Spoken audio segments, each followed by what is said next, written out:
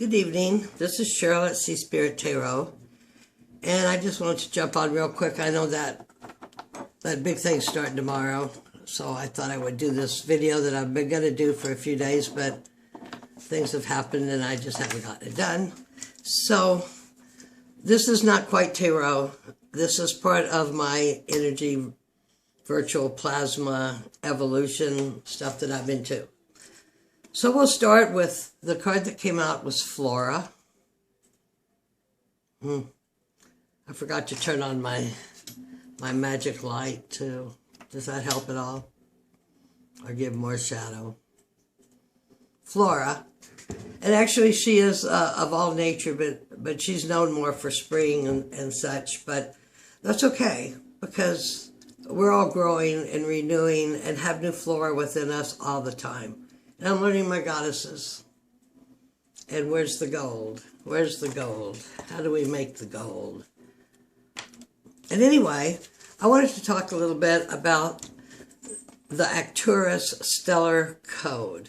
Now, I don't know my astronomy real well. I don't know a whole lot real well. But anyway, I know people can, I have many friends who would look up and go, oh, that's Arcturus, that's Arcturus. So Arcturus Stellar Code. Okay, because that's all virtual plasma. And like I said, what is going on in the stars right now, in the planets,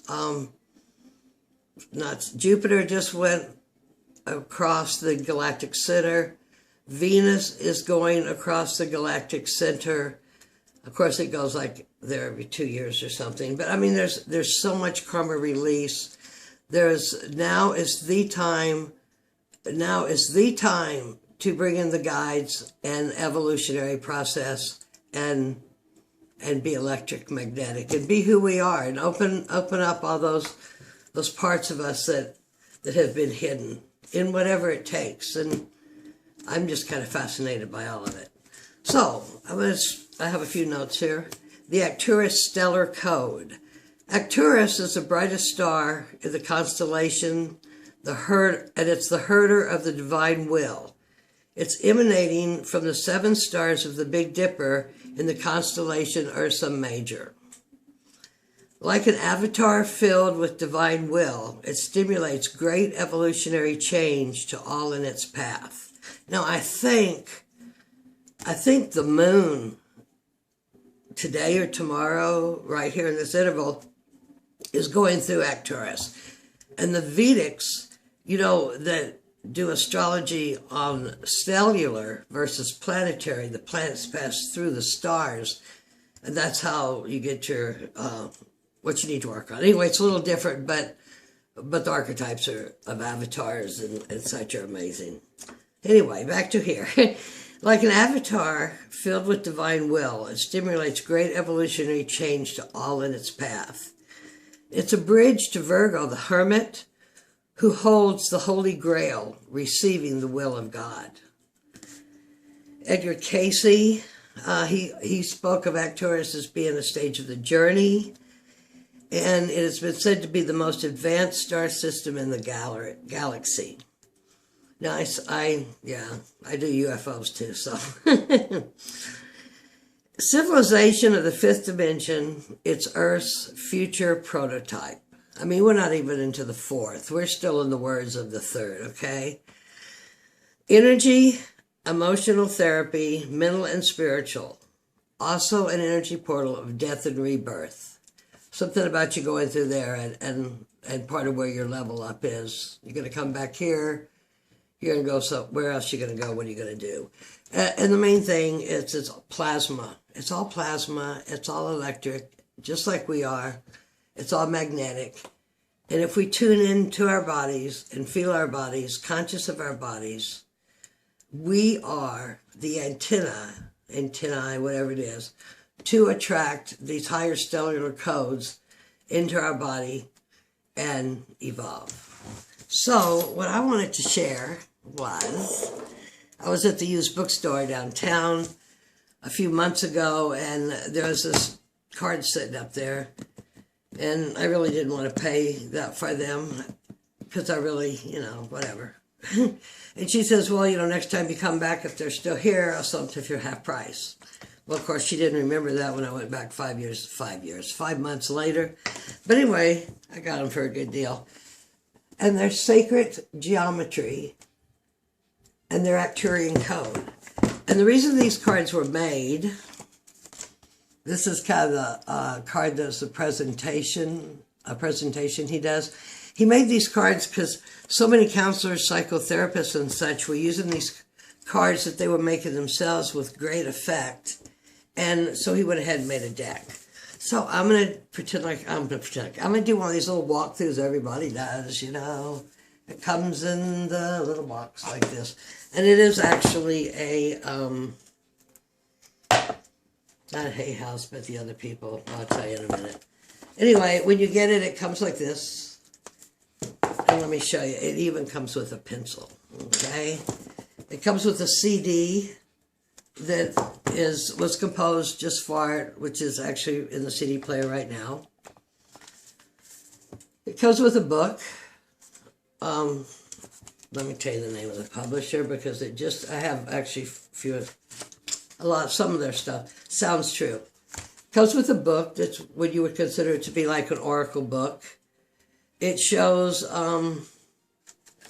it talks some about geometry, why sacred geometry, the platonic solids. There was something in here I had highlighted. But of course, I don't have it. Because our physical forms are built according to these mathematical patterns, we have a visceral reaction when we encounter images that express sacred geometric forms. And that's the same as that visceral reaction we have when we do tarot. I mean, I think everyone says it's so nice to see me here and who's speaking with you and such, but I think the most important thing is that you see those cards and whatever it is in there that sparks you, even if you don't even know it, it might not even turn up for a year. It might turn up, aha, right now. I just think that is so important. Our brain innately recognizes these forms at the subconscious level. We also tend to feel certain emotions when concentrating on particular shapes. For this reason, sacred geometry can be considered kind of a universal language, perhaps the most universal the world has known. It contains symbolism much more powerful than any written language. Yeah. It comes with a hardbound book. Now check this out. This is for you can work on this. So I can't read it from there where you are, but daily reflection, Sunday, reminder feeling, Monday, reminder feeling. And then I have over here a key of the week, personal of the week, and it's a whole book, like a diary that you can track yourself. And like I said, Richard Allen Miller, I think he's one of the greatest mages right now. The feeling is so important, what you feel. And it comes with, look at this. This is awesome. It comes with tracing paper. Whole pad of tracing paper. Because just like when we print the tarot cards and we put them in the notebook and then we write about them, or our tarot journaling, what it means to us, learning the cards, however you want to put that in there. It's the symbolism. And like I said, I was born linear. So for me, writing things out really works well for it to go into my head. The only thing I don't like about it is that you have to take all this stuff out to get it out of the box, but I don't care because after this, it probably won't be in the box. It even comes with a little easel so you can sit your cards up. Isn't that wild? And a pencil that matches so you can write it. Awesome. So I'm just going to show now. I'm going to show both this and the book. We'll pull a card. But on the front is a sacred geometric symbol. And these cards, I guess you would call them matte, but they're holographic. They're holographic, not holographic like the stuff we used to get in Cracker Jacks and stuff, but the longer you sit with them, the more holographic they become. And then on the back, and I might as well show you that same one so it will stay in sequence. This is gratitude. And you know on, is it Emoti? Whatever his name is, that does all the water. And all through vibrations are the fractals that go on out and out infinitely into the parts of the hologram. So then on the back, it has another numerical, I don't know what you would call that, a symbolic diagram. So that's gratitude. Now, a lot of these you may recognize if you've been, over the last 20 years or so, watching far, keeping up with crop circles. You may recognize some of them.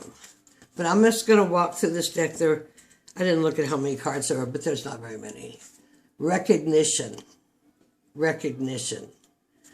You can pick a card a day. You can pick a card with a question. You can pick a card, just pick a card. What I've been doing is just kind of picking a card and having it there. Third wave. That's definitely, I remember that crop circle. So many crop circles in the last 20 years, I forget when was which. Let's check this one out. Abundance. And these are all coded. Blueprint.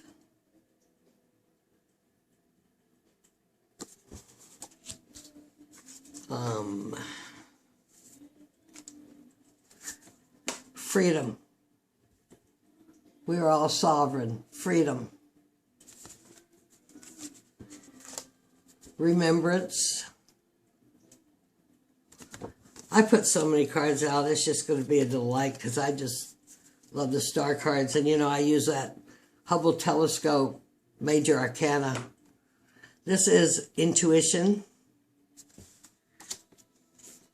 There's something going on out there, I want to tell you. Well, you got to plug it and go. Balance. They're just beautiful. Communication.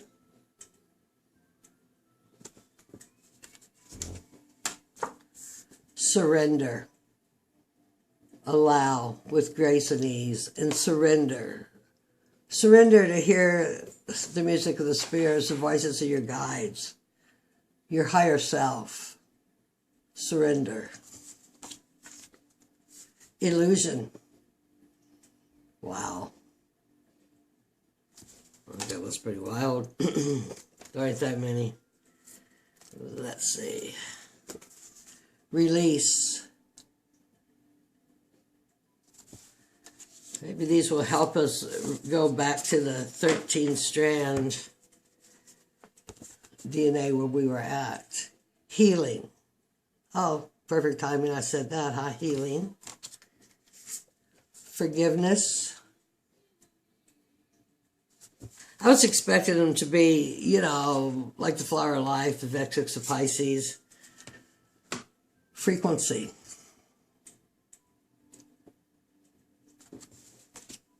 These cards almost just vibrate on the table right here. I'll tell you, I got all of them out at once. Emergence.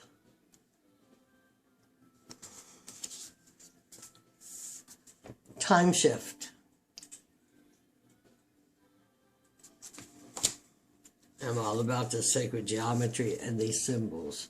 Symbols of this, symbols of the tarot. Confirmation. Enlightenment. That's where we're going. Of the different forms around there.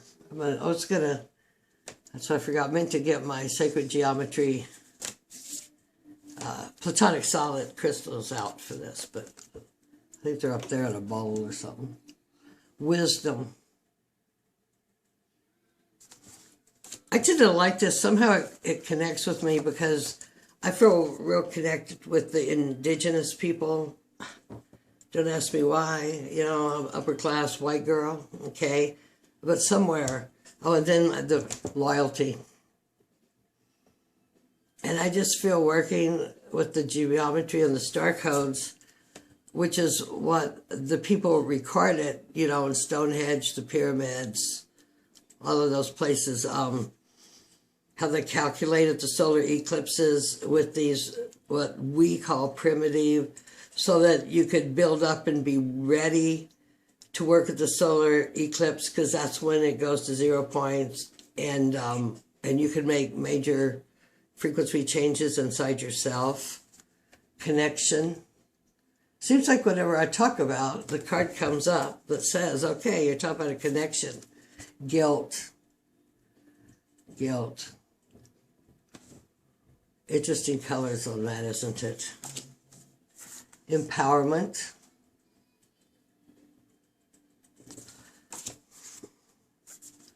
Openness. Duality. It's another orange one. Intention.